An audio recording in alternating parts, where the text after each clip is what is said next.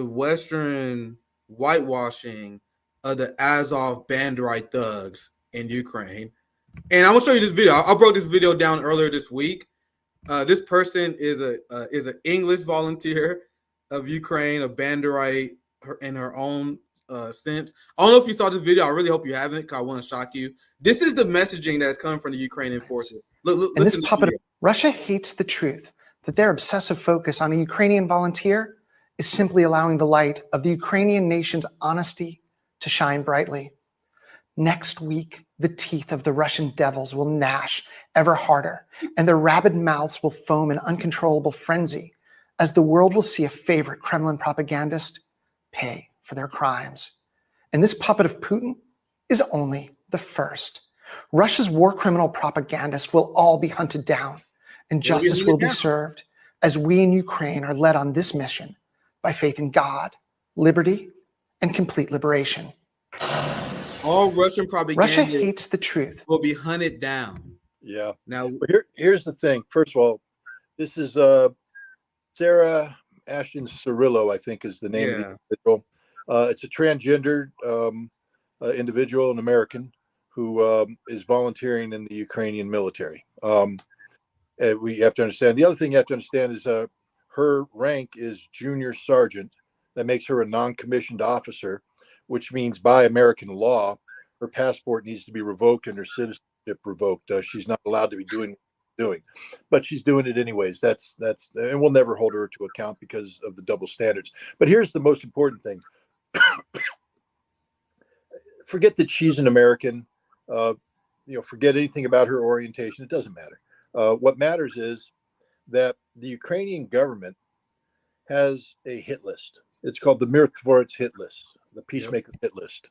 That hit list has been around for a while. We'll start with the most disturbing aspect of it. It has nearly 300 children on that list, meaning that any child in the Donbass who has spoken out against the war or in favor of peace has been targeted for assassination by the Ukrainian intelligence service. That's fucking crazy, man. Yeah, but then they also have other people on there. And first of all, this isn't a hypothetical list. The Mirotvorets list had, for instance, Daria Dugina, the daughter of Professor Dugin, a Russian philanthropist, Alexander Dugin, not philanthropist, philosopher. She was killed. She's on the list, and when she died, they put liquidated across her photograph. They bragged about it. They killed her. Tatarsky was a pseudonym of a Russian military blogger. He was assassinated, blown up in St. Petersburg, liquidated. I'm on that list. I'm one of the top Americans targeted for this. There's a sister structure called the Center for Countering Disinformation, working under the Office of the Presidency of Ukraine. It's paid for, organized, and advised by the State Department. Again, I just want to make sure everybody understands this. Your taxpayer dollars that go to the State Department have funded the State Department working with the Ukrainian government to create a Center for Countering Disinformation that has created a blacklist which contains 78 Americans, and then they rate them as the most dangerous propagandists. I am the #1 most dangerous propagandist on that list. I have been marked for death. So when I see Sarah Ashton Cirillo talking about death, on the one hand, I guess I should be concerned because she's talking about me, but I don't care. I mean, really, people have tried to kill me before. They haven't yet succeeded, so we'll see. But the thing that really irritates me is that the American government isn't saying anything about it because the American government is behind it. This is the American government using the Ukrainian intelligence services to target Americans because we dare speak out against what I consider to be bad American policy in Ukraine. And even though I'm still allowed to speak, you have to understand that there is a chilling impact on this, meaning like just 60 miles away from where I live in the town of Ellenville, there's a Ukrainian nationalist camp where they have monuments to the Banderists. Stepan Bandera, Roman Shushkevich, others are there, and they're heroes monument. And every year they hold rallies, youth rallies. This year they had 2. There's photographs of these kids wearing their Nazi uniforms, holding up pictures of Stepan Bandera, a mass murderer who fought alongside Adolf Hitler to kill 30 to 40,000 Jews, to slaughter 100,000 Poles, 200,000 ethnic Russians. This is not a good guy, but the CIA backed him. We can get into that later. But my point is, they're holding that. They're holding banners with Nazi symbology.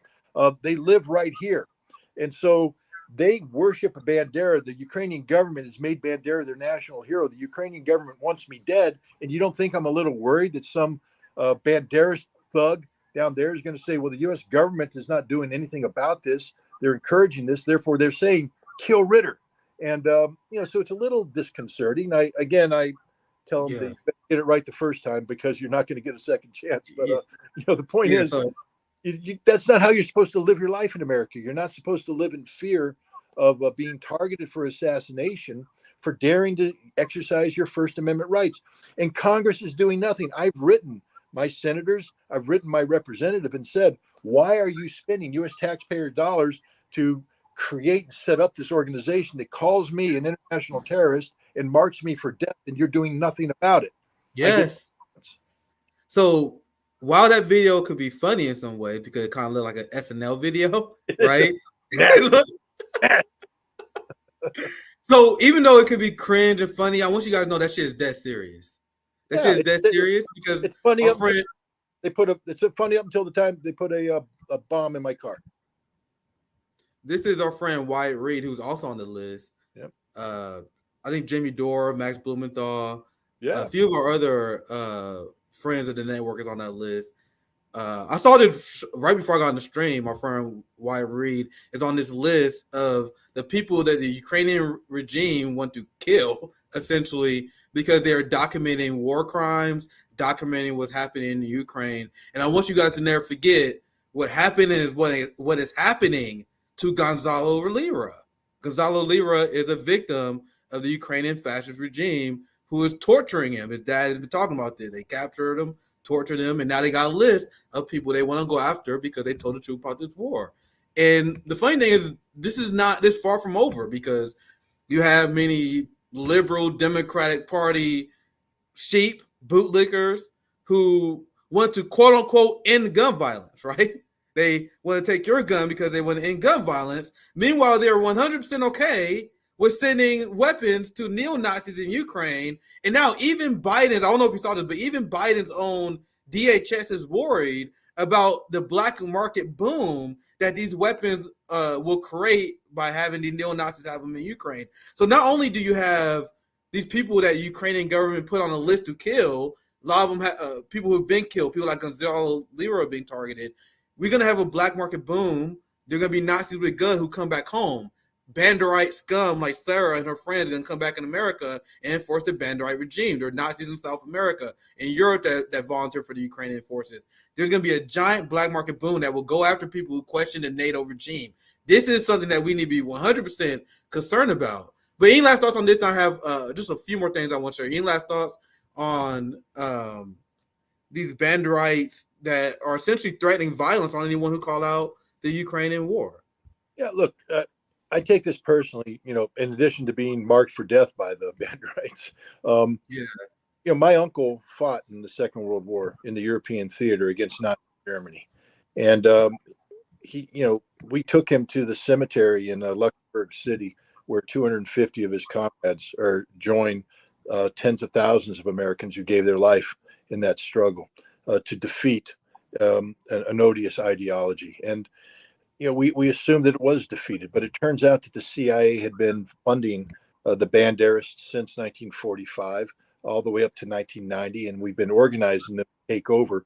The United States is allowing the literal successor of Nazi Germany to reform in Ukraine today. These Nazi thugs, and it sickens me that this is allowed to happen. I just would hope, to show you the hypocrisy of Congress. In 2015, Congress passed an amendment to the National Defense Authorization Act that said no taxpayer money could be used to fund the Azov battalion because it is a Nazi battalion, a Nazi white supremacist organization. So we knew it then. We passed that same amendment all the way up to 2021. And then in 2022, when Republicans dare stand up and say, "Hey, we're funding Nazis," the same Democrats who supported that amendment back Yep. then are saying there are no Nazis. This is Russian propaganda. There are no Nazis. Yeah. Then in November of last year, they invited the Azov Battalion into the Congress. They allowed them to raise money, to meet with people, to auction off Nazi symbology, the patches with the Nazi symbols. They raised $30,000 in the American Congress.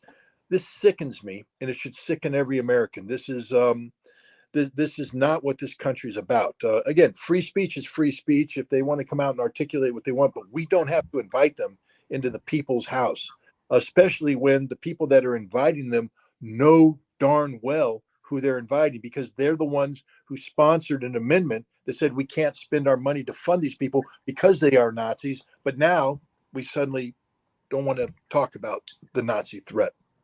Yeah, Ro Khanna is the biggest Nazi collaborator. That's what I've been calling them. I don't know. I wonder if you agree with, because they call people Nazi collaborators who collaborate with Nazis in the 40s. People who had ideological disagreements that were collaborator. You had ideological disagreements with these people, but you're working with them to accomplish an end goal. You have progressive leftists who are working with neo-Nazis because they got Putin derangement syndrome. And Ro Khanna was one of the people, and you mentioned this in your spiel. That's why I'm bringing this up. Ro Khanna was one of the people that used to warn about neo-Nazis being funded in Ukraine. Even had a tweet he famously deleted about it. This is from his website.